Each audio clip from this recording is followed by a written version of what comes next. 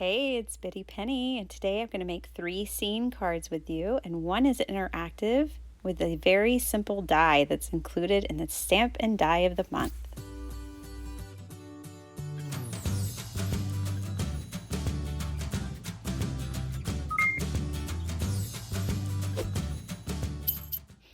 Hey there everyone, welcome, and today I am playing with the Stamp and Die of the Month.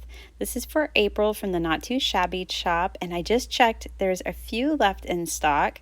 They are so adorable. All of these images I colored up in a coloring session with my kids over the weekend and then die cut them, and I got this in the mail. I ordered the paper and ephemera from this month's kit, and I'm so bummed I didn't just order the whole kit, but whatever, that's for later. Anyways, I got this piece of paper out because it had mushrooms. Here are these beautiful confettis that I purchased too. I had some neon green sequins one time from Spellbinders that came in a kit years ago, and I used them all up, and I've wanted neon green since, so I was happy about those. Anyways, from this paper pad, I really loved this mushroom. It's so cute. It has strawberries on top. So I used the paper as my inspiration, and I took out a couple of sheets of scrap paper and I just kind of sketched out mushrooms. If you're familiar with me and my channel, I do a lot of no dies, no problem. I draw things. This is normal for me. Don't be scared to sketch. Draw inspiration and, expand the possibilities of your card making. So I just sketched this out and I used the stamps from the Stamp of the Month. They were perfect for this design. And I kind of picked my own colors here. I didn't really, in this way I deviated from the paper, but I just thought this happy little mushroom was too cute and I wanted big ones. I love the paper, but I wanted to make my own ephemera to go along with these gnomes. I have 3 strawberry patches this year in my garden. I absolutely am loving it. And so I was really excited when the theme this month had a lot of strawberries in it, tying my 2 hobbies together. So now I'm just going to color these in real quick. A lot of my coloring, so all of my coloring for my stamped images that are die cut were done with color pencils. But here I just decided to use some alcohol markers and do a quick coloring. And like I said, I just kind of deviated into my own color palette. So I am making, I should have told y'all before, but I'm making 3 different types of scene cards today, and these are actually going to be used in the second card that I make. So you're going to have to hang out with me and see how I make those. But for the first card, I'm making a slim line. Now, there is no rule. Scene cards don't have to be all one layer. In this example, I'm using patterned paper and I'm using die cuts, and I'm still creating the scene. Jamie had made a card earlier this month and turned those little signposts into a fence, and it was like, brilliant, I'm doing that. So you guys definitely keep an eye out for all of the design team members of the Not Too Shabby shop. There's so much inspiration here, and I think it's flattering when we feel so inspired by others that we try to recreate or make it our own. That's what we're here to do, is to inspire you. If it inspires you to make a fence, make the fence. So I knew Jamie wouldn't mind. It's flattery when people take our ideas and run with it. So what I wanted to do was make a simple card. So as you can tell here, I just did basic coloring. I didn't use any stencils or anything, just my makeup brushes and my inks. And then I added that square of patterned paper, and now I'm adding my die cuts. I love the way these dies cut everything out, and it's so wonderful, because when you're making a scene like this, you don't have to think about the masking. I mean, I love one layer cards, and the masking can be kind of fun because, you got to think about it, and that's fun. But it's also fun to just assemble. So when you have the coordinating dies, it's like you make your own ephemera. So all of the gnomes, the fence, the strawberries, I colored up over the weekend with my kids when we were just coloring together and playing Would You Rather. So much fun. It's one of our favorites. And I was able to kind of work in advance for this project and yet spend time with my family. And so I colored and then cut it out, and it's like I had ephemera ready for this card making session. Okay, these happy little mushrooms just can't wait another second. They've got to become a card. So I grabbed some paper from my stash, and I'm just going to add this down at the bottom.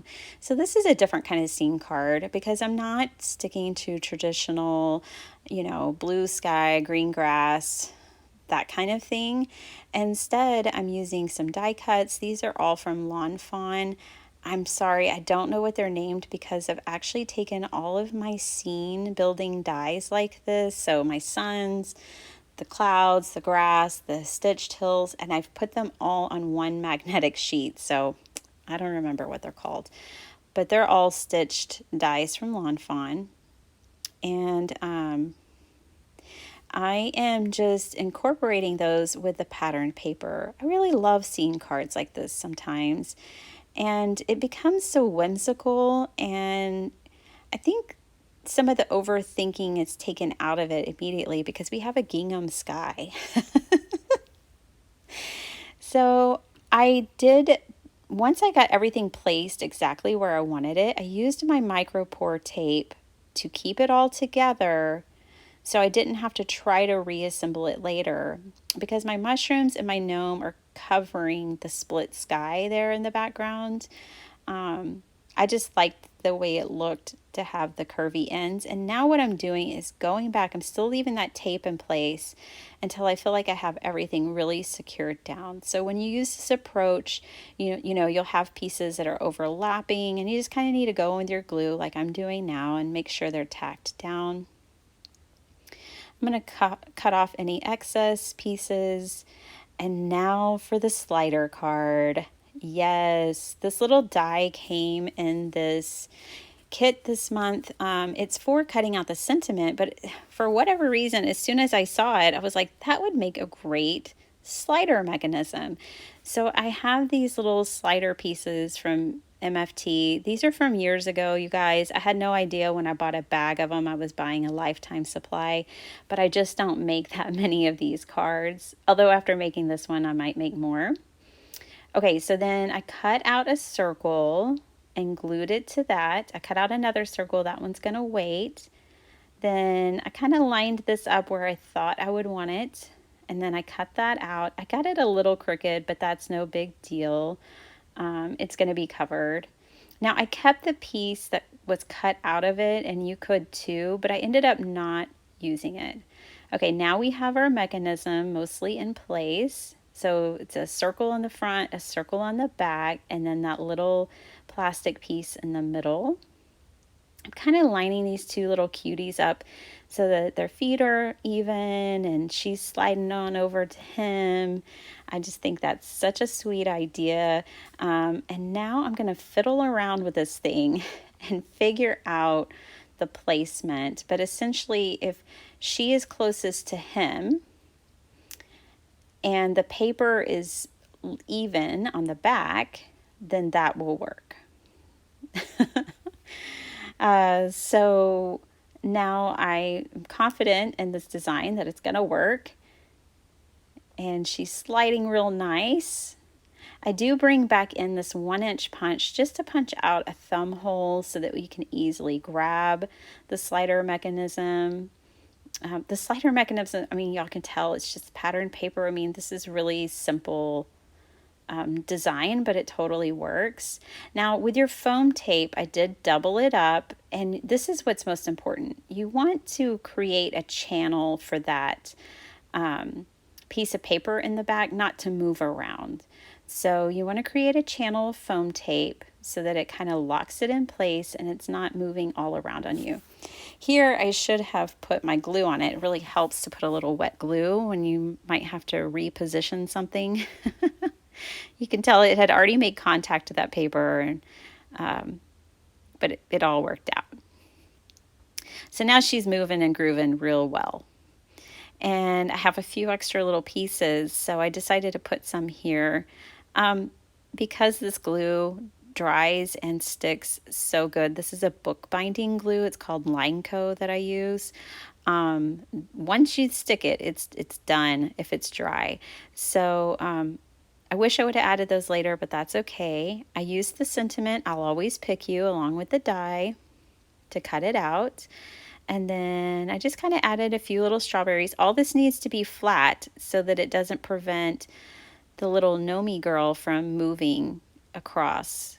Now I did do a half circle with that same 1-inch circle punch just to create even more design for that pull tab. And now I can glue all this down to my card base. I'm putting this on a 5x7 card base, in case you were curious. And these are the 3 cards, you guys. So fun. I really love them. And I did add the sequins on, and I did decorate the insides of the cards, just simply stamping with these adorable stamps. You can write over it, you can write to the side of it, but I just think they're precious. I super love my big happy mushrooms. I never would have thought of stamping strawberries on my mushrooms. That's so clever. And I got it from the design paper, so, you know, from the pattern paper. So be inspired when you're flipping through those things. And like, this is so well coordinated that I could easily make it with the supplies that I had in the stamp set. And then this super cute little couple. I love how their hats almost make a heart when they're together. Oh, it's so sweet. So I hope you guys enjoyed this. Definitely go over to Not Too Shabby. I have it linked down below if you want to grab. You can get the stamp by itself, or you can get the stamp and die. I do love the stamp and die combo. I think it just gives me so many more opportunities to create. But I absolutely loved making these. I can't wait to make some more, and I will catch you guys next time. Bye.